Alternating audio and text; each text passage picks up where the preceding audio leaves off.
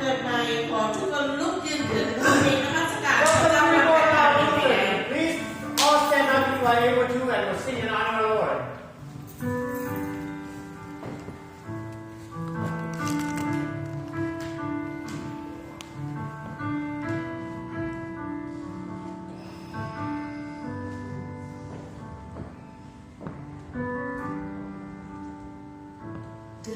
Nam khăn sẽ xuyên dòng và mê ta phá ông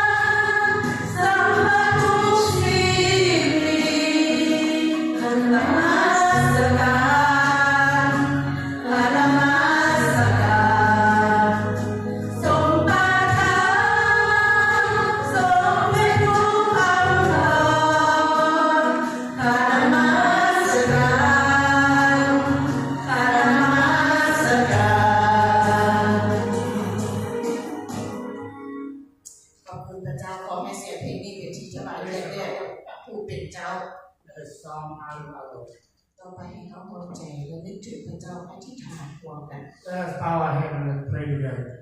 สรรเสริญองค์พระผู้เป็นเจ้า Praise Heavenly Father.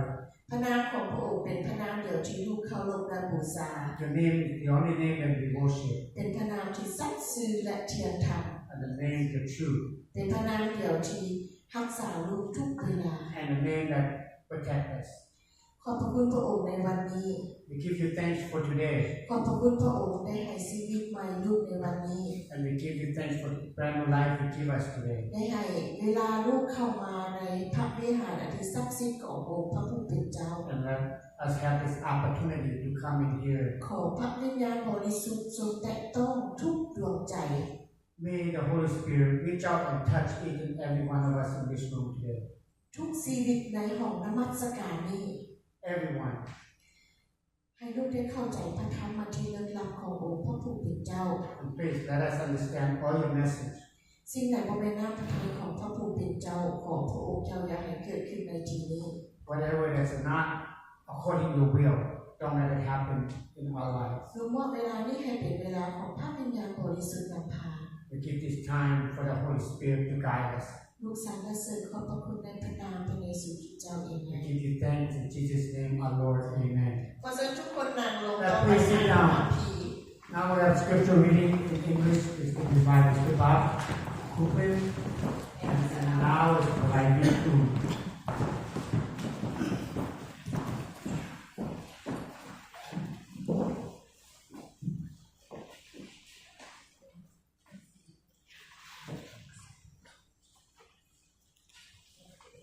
Okay, for reading today is Acts 1, 6 through 12. 6 through 11. The ascension of Jesus. So when the apostles were with Jesus, they kept asking him, Lord, has the time come for you to free Israel and restore our kingdom? He replied, the Father alone has the authority to set those dates and times, and they are not for you to know. But you will receive power when the Holy Spirit comes upon you, and you will be my witness telling people about me everywhere in Jerusalem, throughout Judea and Samaria and to the ends of the earth. After saying this, he was taken up in the clouds. While they were watching as they could no longer see him. As they strained to see him rising into heaven, two white-robed men suddenly stood among them. Men of Galilee, he said, why are you standing here, staring into heaven? Jesus has been taken from you into heaven, and someday he will return from heaven in the same way you saw him go.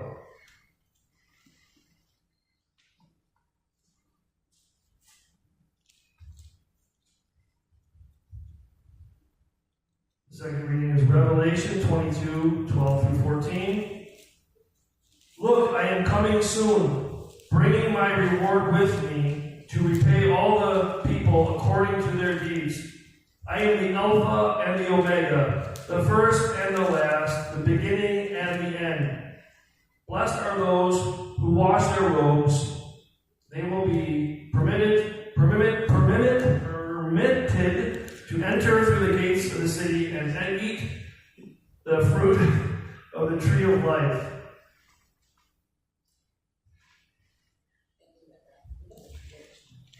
ขณะขออ่านกิจการบท1ของบท51หัวข้อกล่าวว่าสัญญาจะทรงประทานพระวิญญาณบริสุทธิ์เจ้าขอบอกกล่าวว่าพระเยซูเจ้าทรงถือรับขึ้นสู่สวรรค์เมื่อพวกอัครสาวกเต้าพร้อมกันเพื่อพบพระเยซูพวกเพิ่นจึงถามพระองค์ว่าข้าแด่พระองค์เจ้าพระองค์จะให้ชนชาติอิสราเอลได้รับอำนาจคืนในเวลานี้บ่พระเยซูเจ้าทรงตอบพวกเพิ่นว่าบ่แม่นหน้าที่ของพวกเจ้าที่จะรู้เวลา หรือยามกำหนดทรงพระบิดาเจ้าได้ทรงตั้งไว้ด้วยสิทธิ์ของพระองค์เองแต่เจ้าทั้งหลายจะได้รับพระสราชทานฤทธิ์เดชเมื่อพระวิญญาณบริสุทธิ์เจ้าจะเสด็จมาถึงพวกเจ้าเพราะพวกเจ้าจะเป็นพยานให้แก่เราในนครเยรูซาเล็มตลอดทั่วแคว้นยูดาห์กับแคว้นซามาเรียและจนถึงที่สุดปลายแผ่นดินโลกหลังจากกล่าวเสร็จนี้แล้วพระเยซูก็ถูกรับขึ้นสู่สวรรค์ต่อหน้าพวกเพิ่นจนเมฆมาบังรับพระองค์ไปจากสายตาของพวกเพิ่นเมื่อพวกเพิ่นยังแนมเบิ่งท้องฟ้าในขณะที่พระองค์ขึ้นไปนั่นในทันใดก็มีสองคนนุ่งเครื่องขาวเป็นประกายยืนอยู่ใกล้ๆพวกเพิ่นและกล่าวว่าชาวกาลิเลเอ้ยเป็นอย่างพวกเจ้าจึงยืนเบิ่งท้องฟ้าพระเยซูเจ้าองค์จึงทำให้จากพวกเจ้าขึ้นสู่สวรรค์แล้วพระองค์จะปรากฏอย่างพระองค์จะปรากฏอย่างที่พวกเจ้าได้เห็นพระองค์ขึ้นสู่สวรรค์นั่นแหละพระนิมิตบทที่12:14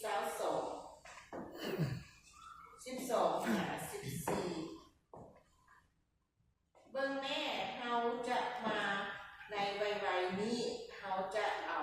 บำเหน็จของเฮามานำเพื่อตอบแทน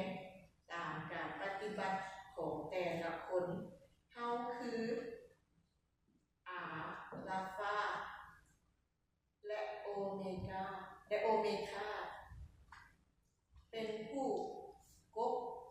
และเป็นผู้สุดท้ายเป็นเบื้องต้นและเป็นเบื้องปลายความสุขเป็นของผู้ที่สำลักล้างเสื้อผ้าของตนให้สะอาดเพื่อพวกเขาจะมีสิทธิ์อย่างถูกต้องเข้าไปในต้นไม้แห่งชีวิตและเข้าไปในนครนั้นผ่านทางประตูขอบคุณพระเจ้าขอทุกคน Thank you, Bob. Thank you, Vee. Let's all stand up. We'll pray for offering. สรรเสริญขอบพระคุณพระองค์ Praise and thank you, ขอบ Father. พระคุณพระองค์ที่เฝ้ารักษา Give you thanks for your ประทาน protection. เงื่อแม่ให้ลูก Give us strength เรียกการงาน and the work that we have, ครอบครัว families, หมู่เพื่อนที่ดี friends. ขอพระองค์เจ้าทรงสืบต่อรักษาลูก May you, Father, continue to protect us และประทานความทรงซึ้งยินดีอย่างนี้ตลอดไป and give us joy. ขอพระองค์เจ้าทรงอวยพรผู้ที่ถวาย May you, Father, bless the handed offer this morning. ประทานทุกสิ่งที่เขาขาดเขิน Give them all that they are short of, what they need. ประทานความทรงซึ้งยินดีงานแรงสติปัญญา Happiness, เหมือนดังห้าฝน like rain. ขอพระองค์เจ้าทรงอวยพร Pour down on them, Father, นำชีวิต into ประ their จำวันด้วย lives, เถิดพระองค์เจ้าค่ะ into their everyday lives. ลูกสรรเสริญขอบพระคุณในพระนามพระเยซูคริสต์เจ้าเอ We เม pray น and we thank you in Jesus' name, our Lord. Amen. ขอเชิญทุกคนนั่งลงต่อ And ไป please ฟั sit ง down. เพลงพิเศษ We're going to hear a special song from our two beautiful sisters.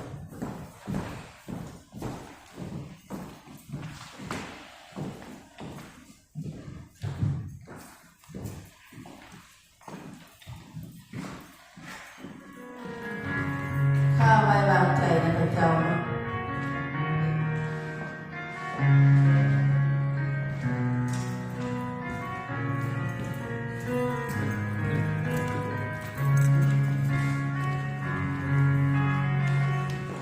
มีหลายครั้งที่ชีวิตเขาประเสริฐเรื่องราวให้หายโลกกำลังสับสนวุ่นวายมันบ่มีอย่างแน่นอนแต่ชีวิตของเขานั้นก็ยังคงมีความหวังเพราะพระเจ้าทรงเป็นพลังเป็นแสงนำทางให้เราสู่ต่อไป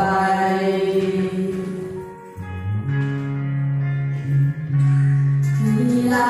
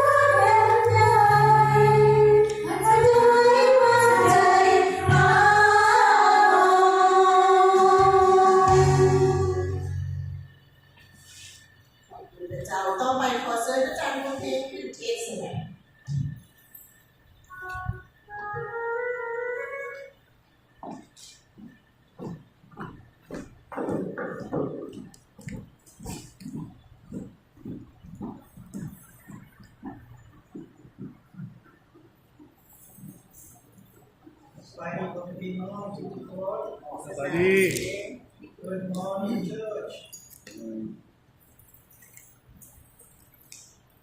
ยินดีต้อนรับพี่น้องทุกคนเข้าการนมัสการพระเจ้าในวันนี้ Welcome to all of you who come to worship God together พ่อแม่พี่น้องที่รักวันอาทิตย์เป็นวันที่สวยงามเนาะที่พระเจ้าทรงสร้าง My beloved Sunday is beautiful day that God has made วันนี้เป็นวันอาทิตย์สุดท้ายของ The New Easter Today is the last Sunday of Easter season สิ่งหนึ่งที่อาจารย์อยากบอกพี่น้องให้รู้ One thing I would like to tell all of you for us to know พระเจ้าทรงใส่สื่อทุกสิ่งทุกอย่างไว้ในโลกเพื่อบ่ให้มนุษย์สับสนเพื่อให้มนุษย์ได้เอิ้นตามสื่อเนาะ One thing I would like to tell all of you you have to know God named everything in this world for the people not to confuse, for the people to come to call by name. พ่อแม่พี่น้องที่รักสิ่งใดที่ยังบ่ทันได้สื่อ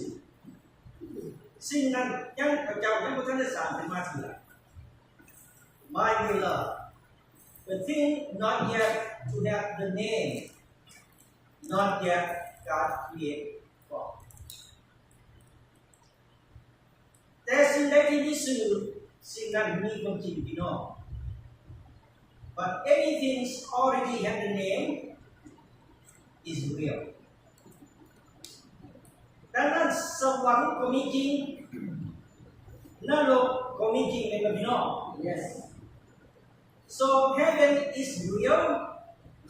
and hell also is real. เพราะหลายคนจะบอกท่านอาจารย์ว่าบ่มีสวรรค์บ่มีนรกบ่มีพระเจ้า Because many people talk to me no heaven, no hell, no God. สวรรค์เป็นบ่อนอยู่ของพระเจ้าของเทวดา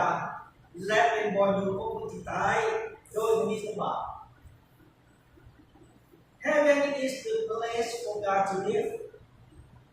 for the angel, for the people who die with no sin. นรกพระเจ้าสร้างนรกไว้สำหรับผีมารซาตานวิญญาณชั่ว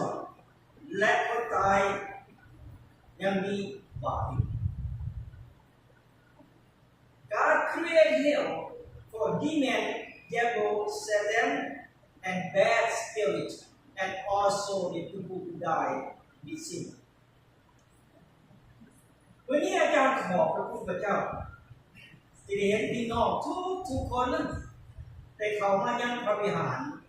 ด้วยการทองใจทองกาย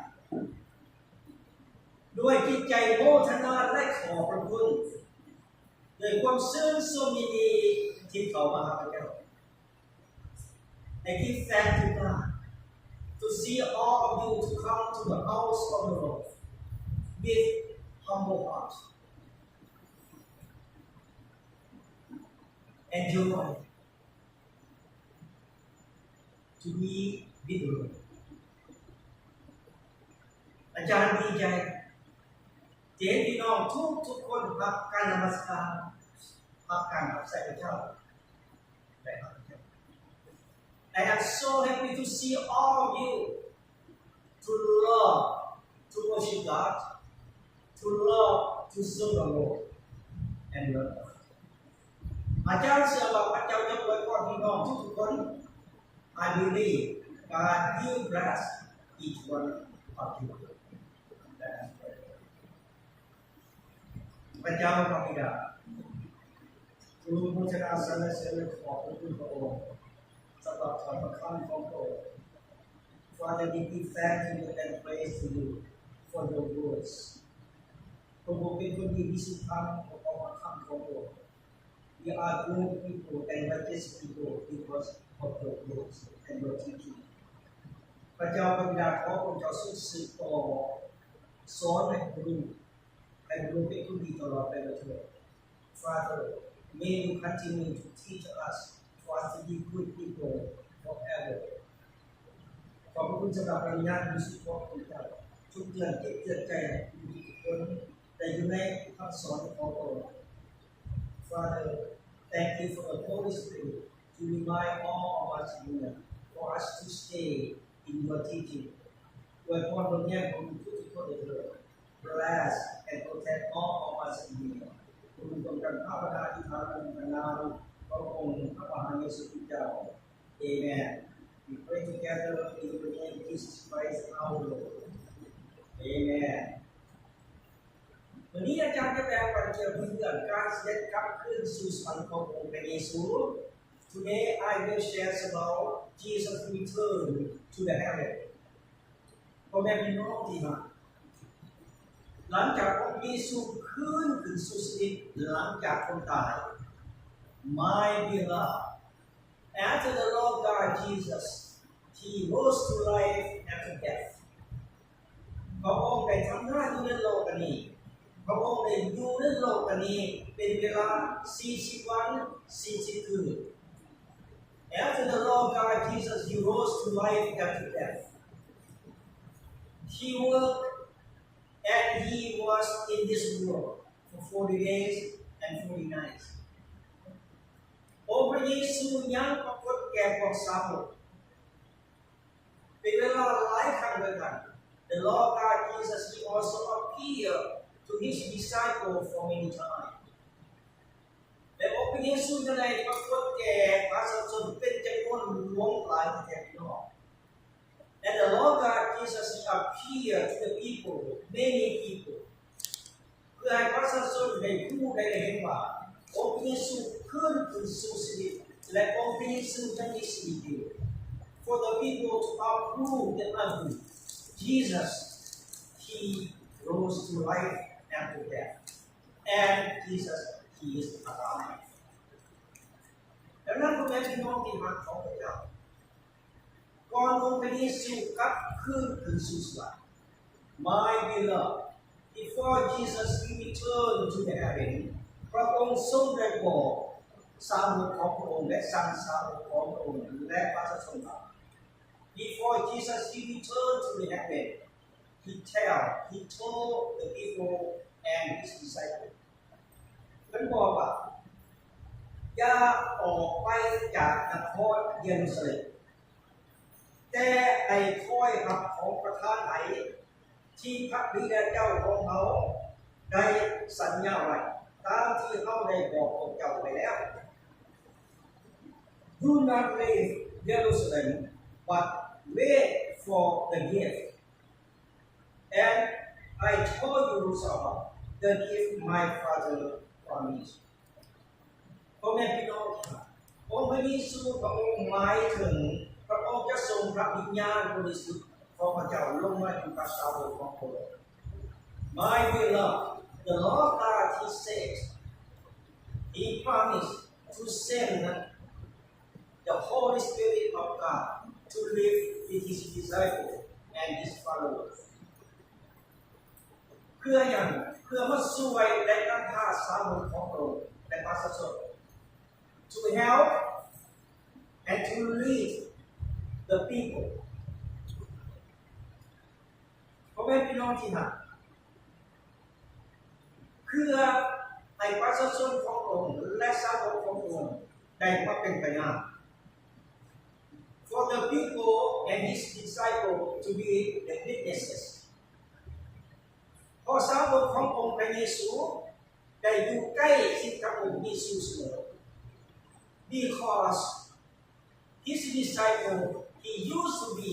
with Jesus and close with Jesus. ดังนั้นให้สาวกเพื่อให้สาวกขององค์ได้ประกาศข่าวประเสริฐเรื่องการเกิดขึ้นขององค์เยซู for his disciples to spread the good news about Jesus, about his movement. เพื่อให้พระศาสนารู้ว่าและทั่วโลกได้รู้ว่าพระเยซูทรงเป็นพระเจ้า For the people to know Jesus is God. วันนี้องค์พระเยซูเสด็จกลับขึ้นสู่สวรรค์ Now Jesus he returned to the heaven. อาจารย์จะอ่านอยู่ในพระคัมภีร์กิจการบทที่1ข้อที่9 I will read Acts 1 verse 9 หลังจากกล่าวเสร็จนี้แล้วพระเยซูเจ้าก็ถูกขับขึ้นไปสู่สวรรค์ต่อหน้าพวกเพิ่นจนเมฆมาบังพระองค์ไว้จากสายตาของเพิ่น Acts 1 verse 9 After saying this, he was taken up to the heaven as they watched him, and a cloud hid him from their sight. พ่อแม่พี่น้องที่รักทราบข่าวดีๆและกระทำขององค์พระเยซูแต่พากันยืนบนองค์พระเยซูลอยขึ้นสู่สวรรค์ลอยขึ้นสู่ท้องฟ้าจนสุดสายตา The people of Galilee and his disciples, they stood and watched Jesus rise to the heaven, to the sky, until the end of the sight, until the cloud blocked him, until they could not see him. อันนี้ก็เป็นพยานให้พี่น้องได้รู้ว่าสวรรค์มีจริง This is the witnesses for all of us in here to prove that heaven is real. พอองค์พระเยซูขึ้นสู่สวรรค์พอองค์พระเยซูลงมาจากสวรรค์และขึ้นสู่สวรรค์ Because Jesus came from heaven and returned to the heaven. พ่อแม่พี่น้องที่รักดังนั้นให้พวกเราเข้าใจว่าสวรรค์มีจริงและพระนรกมีจริงพี่น้อง So please remember this. Heaven is real and hell is also real. ดังนั้นให้พวกเราพากันทำดีเพื่อพวกเราจะถึงสวรรค์ So please do good before people to the heaven. พ่อแม่พี่น้องที่รักยุคนี้เป็นยุคพระวิญญาณ My beloved, this time is the time of the Holy Spirit. พอองค์พระเยซูได้สัญญาว่าพระองค์จะส่งพระวิญญาณบริสุทธิ์ลงมาอยู่กับพวกเรา Because the Lord God Jesus he promised he will send the Holy Spirit of God to live with us. เพื่อมาช่วยพวกเราเพื่อนำพาพวกเรา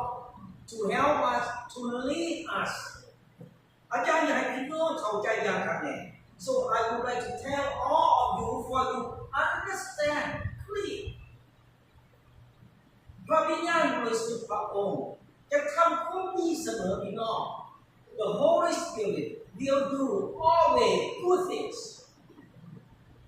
พระวิญญาณบริสุทธิ์จะสอนพวกเราในทางดีเสมอและนำพวกเราไปในทางดีเสมอ The Holy Spirit will teach us in the good way and the right way. ดังนั้นพระคัมภีร์มัทธิวบทที่12ข้อที่32ได้เตือนพวกเราทุกๆคนว่าดังนี้ So the Gospel of Matthew chapter 12 verse 32 is to remind to all of us in here. Please pay attention, listen to this. ผู้ใดที่เว้าต่อสู่พระบุตรก็จะอภัยให้แก่ผู้นั้นได้แต่ผู้ใดที่เว้าต่อสู่พระวิญญาณบริสุทธิ์เจ้าจะบ่ได้รับการอภัยเลยทั้งในโลกนี้และในโลกหน้าด้วย I will read one more time. Please pay attention for this. ผู้ใดที่เว้าต่อสู่พระบุตรก็จะอภัยให้แก่ผู้นั้นได้แต่ผู้ใดที่เว้าต่อสู่พระวิญญาณบริสุทธิ์เจ้าจะบ่ได้รับการอภัยเลยทั้งในโลกนี้และในโลกหน้าด้วย Amen พี่น้อง Matthew 12 verse 32 Anyone who say Anyone who says something against the Son of Man can be forgiven. But whoever says something against the Holy Spirit will not be forgiven now and forever. I will read one more time. Please listen to it. Matthew 12, verse 32. Anyone who says something against the Son of Man can be forgiven. But whoever says something against the Holy Spirit will not be forgiven now and ever. พ่อแม่พี่น้องที่รักอย่าต่อสู้พระวิญญาณ My beloved, do not fight against the Holy Spirit of God. บางครั้งก็ห้องเหตุผิดแล้วว่าพระวิญญาณบริสุทธิ์ของเหตุ Sometimes we do something wrong that they say the Holy Spirit tell me to do. อย่าบอกสิ่งเหล่านั้นพี่น้อง Do not say things like this. อย่าใส่พระนามของพระเจ้าไปในทางที่ผิด Do not use the name of God in wrong way. พระวิญญาณบริสุทธิ์จะบ่บอกใครคนหนึ่งไปในทางที่ผิด The Holy Spirit of God will never tell someone to do wrong. พระวิญญาณบริสุทธิ์เจ้าจะบอกให้ทุกคนได้ทำแต่ความดีให้เป็นคนดี The Holy Spirit will tell us only good things and lead us in a good way and teach us to be righteous people. ดังนั้นอย่าต่อสู้พระวิญญาณพระวิญญาณบ่ได้เฮ็ดสิ่งชั่วร้ายให้พวกเรา Do not fight against the Holy Spirit. The Holy Spirit will never do evil to us. ดังนั้นพี่น้องที่รักของพระเจ้าให้ฟังเสียงของพระวิญญาณ So my beloved, please listen to the voice of the Holy Spirit. ให้ติดตามคำแนะนำของพระวิญญาณ Please follow his advice. วันนี้ให้พี่น้องได้เปิดไม้ในพระคัมภีร์พระนิมิตบทที่22ข้อที่12มาข้อที่14อาจารย์จะอ่านในข้อที่12 Now please turn to the book of Revelation chapter 22 verse 12 to 14 but I read only number 12 เมื่อแม้เขาจะมาในวัยนี้เขาจะนำเอาฟังในถุงเขามานำเพื่อตอบแทนตามการปฏิบัติของแต่ละคน Revelation 22:12 Listen, say Jesus, I am coming soon. I will bring my reward with me to give to each one according to what he has done. พ่อแม่พี่น้องที่รักอิงตามพระคัมภีร์ฮีบรูบทที่6ข้อที่10ได้บอกว่าดังนี้ My beloved, according to the book of Hebrews chapter 6 verse 10 he is telling us right now เพราะว่าพระเจ้าบ่ได้ทรงอธิษฐานซึ่งจะทรงลืมการงานที่พวกเขาได้เฮ็ดและความรักที่เจ้าได้แสดงต่อพระนามของพระองค์คือการรับใช้ในคนของพระองค์เหมือนดังที่พวกเขายังรับใช้อยู่ Hebrews 6 verse 10 God is not unfair. He will not forget the work you did or the love you show for him in the help you give and are still giving to other Christians. พ่อแม่พี่น้องที่รักนี่คือคำสัญญาของพระเจ้าสัญญาของพระองค์ My beloved, this is God's promise to all of us, to all followers, to all servants.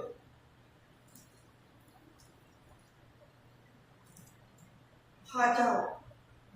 จะบ่ลืมการงานที่พวกเขาได้เฮ็ดในการรับใช้พระองค์ God will never forget the work that we do to serve Him เมื่อพระองค์เสด็จลงมาพระองค์จะนำเอาของควรมาให้พวกเขาทุกๆคน When He return He will give us each rewards เป็นของควรที่มาจากพระเจ้าเป็นของควรที่มาจากสวรรค์ that come from God that come from the heaven มีคุณค่าที่สุดบ่มีสิ่งใดในโลก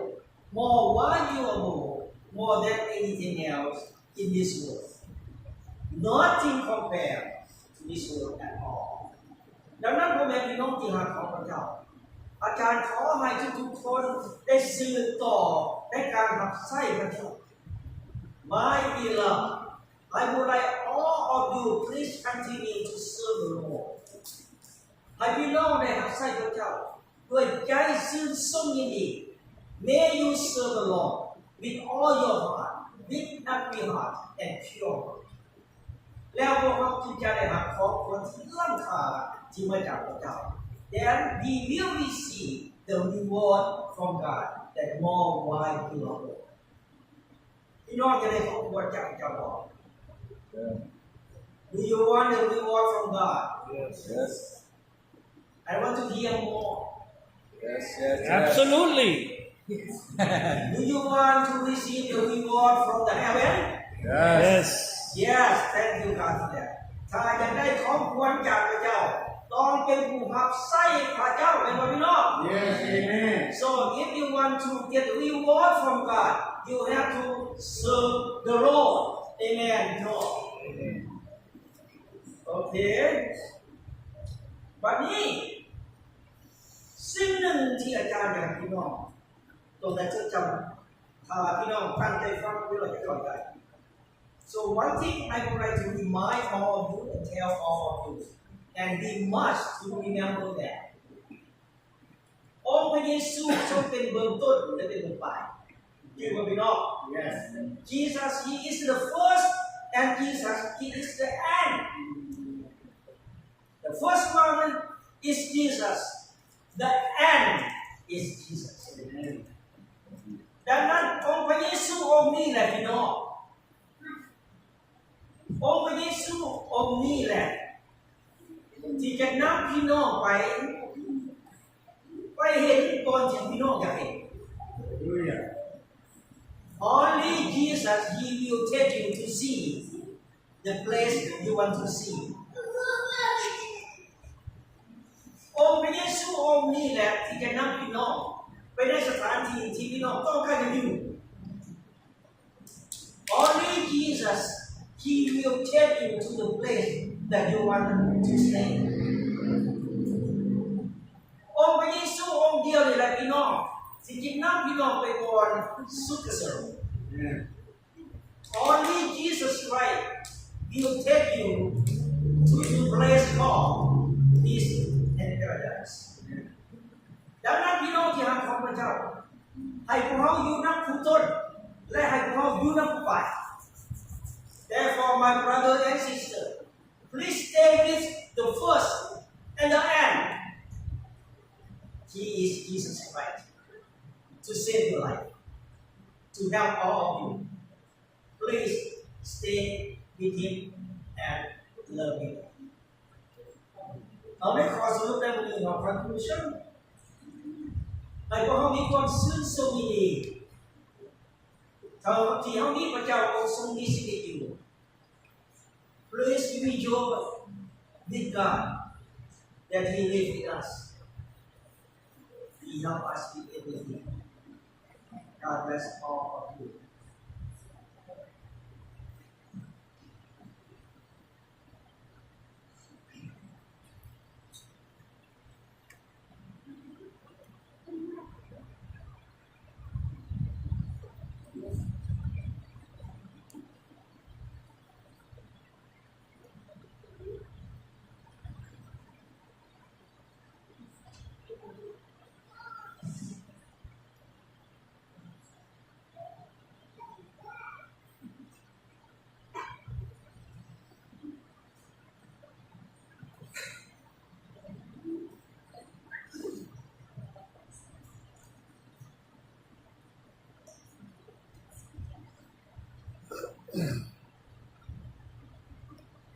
สินมหาสนิท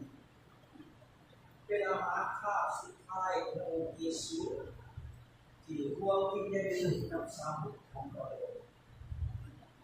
Holy Communion is the last supper that Jesus had and will with his disciples. สินมหาสนิทคือประกายในความคิดขององค์เยซูมอบให้เขาไปกับชีวิตในน้ำมัน Holy Communion is the body and the bread and the blood of Christ, giving us the bread and wine. สินมหาสนิทคือความสุขอย่าง Holy Communion is remembering. สินมหาสนิทคือการขอคุณ Holy Communion is giving thanks. สินมหาสนิทคือการสารภาพ Holy Communion is confessing. สินมหาสนิทคือการให้อภัย Holy Communion is forgiving. ก็นี่คือที่จุฬาเอสกันเป็นข้อระยศต่อองค์พระเยซูคริสต์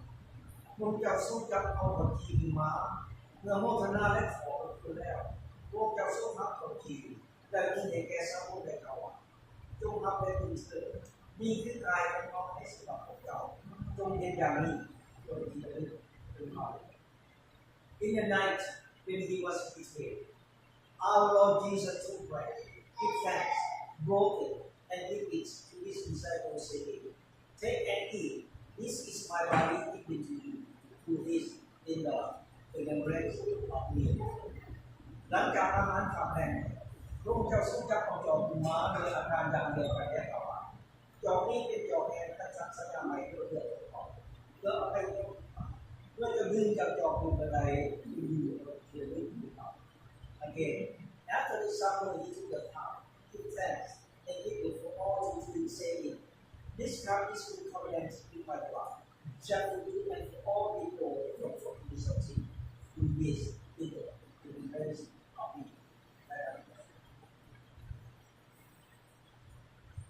พระเจ้าบิดาผู้ทรงสร้างสรรค์และขอบคุณสำหรับการทำศักดิ์สิทธิ์ Father, we give thanks to you and praise to you for your goodness. ขอพระคำพูดขอพระคำพูดของพระเจ้า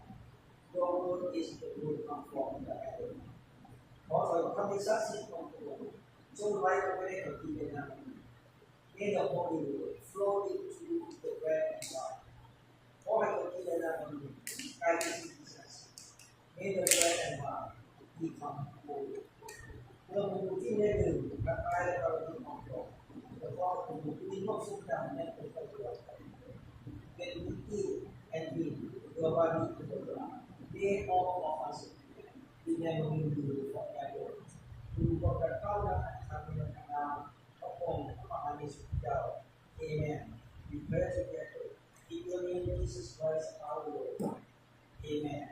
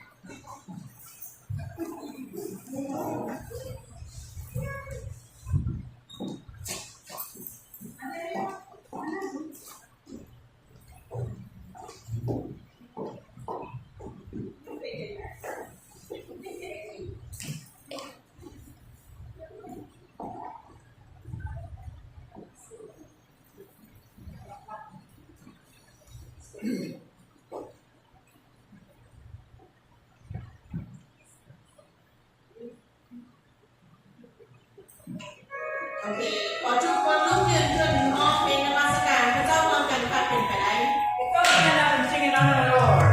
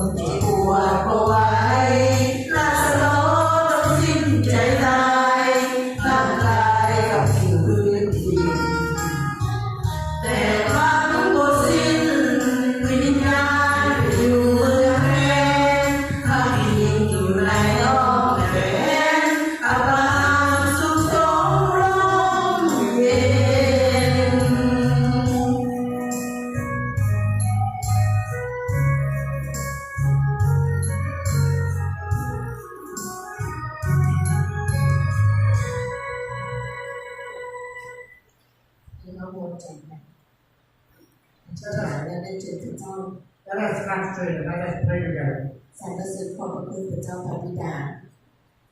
Thank you, Father. ขอบพระคุณพระองค์ที่เป็นเวรที่ผ่านมาและวันนี้ We give you thanks for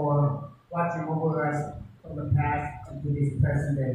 ขอบพระคุณพระองค์ในชีวิตที่มีพระองค์เป็นความทรงสิ้นดี And we thank you for the life that we have with you.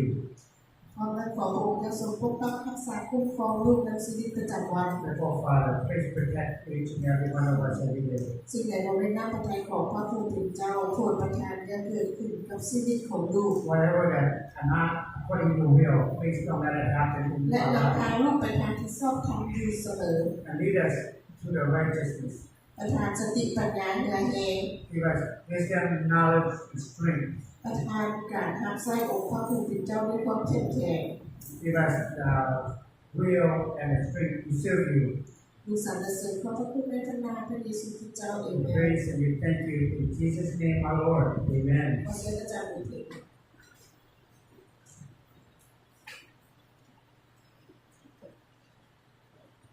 และทางที่เราไม่สิ่งมาสิ่งเนาะแต่ก็การได้การที่เราได้การสิ่ง Each time we have communion, we pray in Jesus Christ. Our Father in heaven, hallowed be your name. Your kingdom come. Your will be done on earth as in heaven. Give us today our daily bread. Forgive us our sins, as we forgive those who sin against us. Save us from the time of trial, and deliver us from evil. For the kingdom, the power, the glory are yours, now and forever. Amen. The Lord bless you and keep you. The Lord is shine on you with grace and mercy. The Lord upon you with favor and give you peace. In the name of the Father, the Son, and the Holy Spirit. Go in peace and serve the Lord.